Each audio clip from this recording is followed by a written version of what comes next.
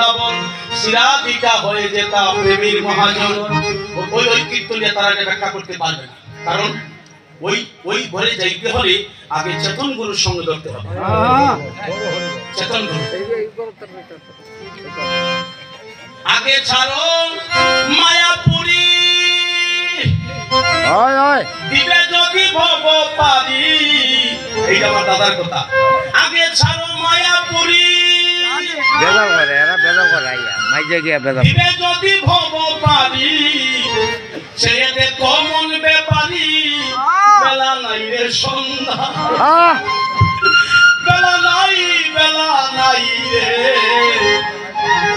আমার জীবনের আর দেখো বেলা নাই। চেতন গুরুর সঙ্গ ধরো, গুরুর মতে মনকে করো, নিজের কর্ম নিজে করো, লোকে নিন্দা কি আসে যায়। একজন সাধু বলছে পরনিন্দা, এই তুমি কীর্তন গাচ্ছ, তুমি ওই পথে যাচ্ছ, তুমি মালা তিলক দিচ্ছ, এই বয়সে এগুলা শোভা পায় না। এগুলো যারা করে তারা নিশ্চয়ই অসুর বংশ থেকে আসছে।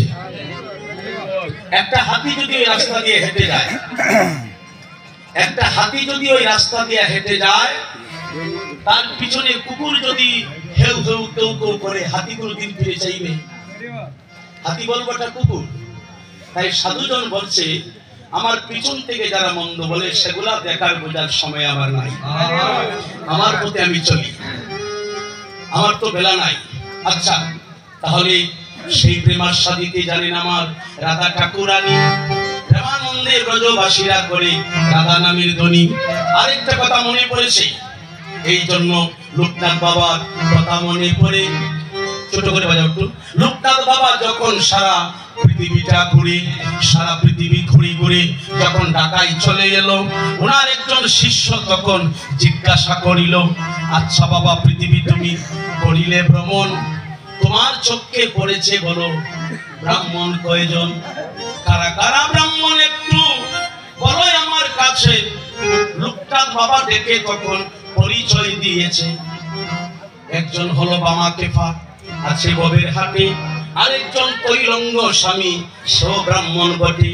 মক্কায় গিয়া পেয়েছিলাম আব্দুল গফুর নামে, তাহার মধ্যে ব্রহ্ম শক্তি। লোকনাথ বাবা বলে, তার শিষ্য বলল, বাবা কথাটা বুঝতে পারলাম না, তিনটা নামের মধ্যে একটা নামে বেজাল আছে। শিষ্য তো বুঝে না, বলছেন কি বলছেন, কারা কারা ব্রাহ্মণ? কয় বাবা সারা পৃথিবী ঘুরে পৈতাওয়ালা দেখেছি, তারা ব্রাহ্মণ না, ব্রাহ্মণ মাত্র তিনজন পেয়েছি। কারা কারা? একজন বামা কেফা, আরেকজন তৈলঙ্গ স্বামী, আর মক্কায় যাওয়ার পরে একজন ব্রাহ্মণ পেয়েছিলাম, তার নাম আব্দুল গফুর। শিষ্য বলছে, বাবা মুসলমানের ছেলেকে তুমি ব্রাহ্মণ বলে করলে নির্বাচন। লোকনাথ বাবা বলে, সাবধান, কথা বলিস না, তার মধ্যেই ব্রহ্ম শক্তি হয়েছে জাগরণ, ওর মধ্যে ব্রহ্ম শক্তি আছে।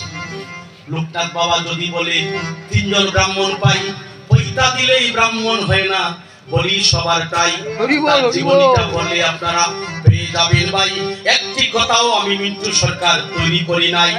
তাহলে এটাই আমার কথা নয় গো বাবা, লোকনাথ বাবার কথা। আমার কথা শুনে প্রাণে পাবেন না কেউ ভেদা। ওরা আমাদের সমাজটাকে ধ্বংস করছে। কিভাবে? আমি আরেকটা আলোচনা করতে চাই।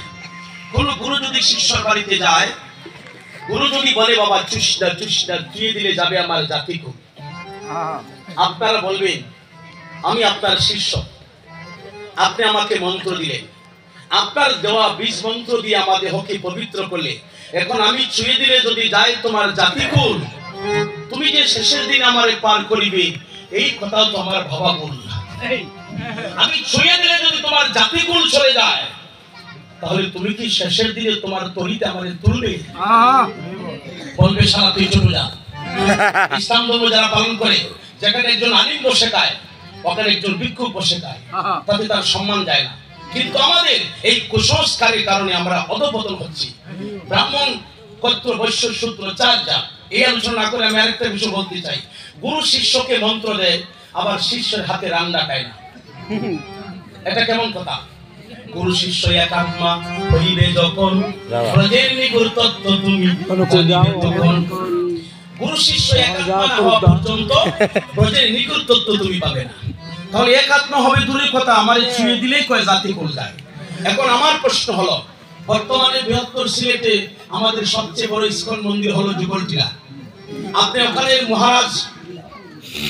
মহারাজ নাম কি জানেন আপনারা? ওখানে মহারাজের নাম হলো নবদ্বীপ প্রভু। আপনি গিয়ে বলেন আমি একজন চৌধুরী বংশ থেকে আসছি, আমার মন্ত্র দেন, সাথে সাথে দিবে না। আমার ওই জিনিসটা খুব ভালো লাগে। উনি বলবেন তুমি 1 বছর নিরামিষ খাও, মালা জপ করো। অর্থাৎ জমিতে যেমন বীজ রোপণ করে আগে পরিষ্কার করতে হয়, তাই না? আচ্ছা, কোন আবর্জনাতে যদি ধান রোপণ হয় তাহলে ফসল হইব না। জমি পরিষ্কার করতে হবে, তারপরে বীজ রোপণ করলে যেমন জমিতে ফসল হয়। আমার একটা নিবেদন, আপনারা এখনো যারা গুরুর কাছে যান নাই, গুরুর আশ্রিত হবেন যে গুরুদেব জমিতে জমি পরিষ্কার করে যেমন বীজ রোপণ করলে ফসল হয়, তেমনি আপনি যখন আমার কোণে মন্ত্র দিবেন, আপনি এই মন্ত্র বপন করার আগে আমার দেহ জমিটাকে পরিষ্কার করে দেও। আমার দেহ জমিটা পরিষ্কার করে দেও। তারা হয়তো তোমার সময় আমার দেহ রাখবে না, আমি রান্না করলে তুমি খাবে না। তুমি পরিষ্কার করে মহামন্ত্র বপন করো, তবেই তোমার সময় আমার দেহটা ধীরে ধীরে রাখবে। আপনাকে আমি রান্না করে সেবা দিতে পারবো। কি করবে? পরিষ্কার লোভী মনরে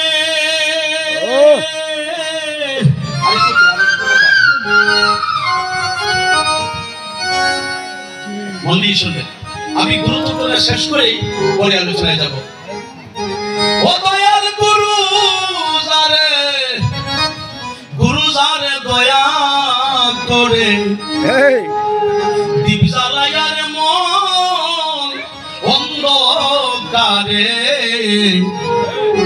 শিখায় তারে অসাধ্য সাধনা। লোভী মনরে ওরা লোভী মন রে, ও দয়ার গুরু যারে দয়া করে দীপ জ্বালায়ার মন অন্ধকারে শিখায় তারে অসাধ্য সাধনা। ও তোমার জন্ম মৃত্যু হইবে বারণ রে, এই ভবের যন্ত্রণায় তোমার আশা যাওয়া বারে বারে আর হবে না মন রে। ও তোমার আশা যাওয়া আর হবে না, নীলে গুরু উপাসনা। এই মাটির দেহ একদিন হবে সোনারে, তোমার মাটির দেহ হবে সোনা, নীলে গুরুর উপাসনা। লোভী মনরে ও তুমি জন্ম লইয়া মানব কুলে, কেন অহংকারে মন তুমি বসে রইলে?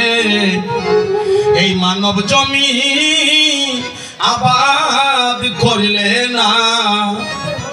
এই তো বই কথাটা চলে আসছে। এই যে একটু আগে বলেছিলাম যে জমি যদি পরিষ্কার না হয় এই জমিতে ফসল হবে না। তাই গুরুর কাছে গিয়ে এটাই প্রার্থনা করবো, গুরুদেব আমার দেহ জমিটাকে পরিষ্কার করে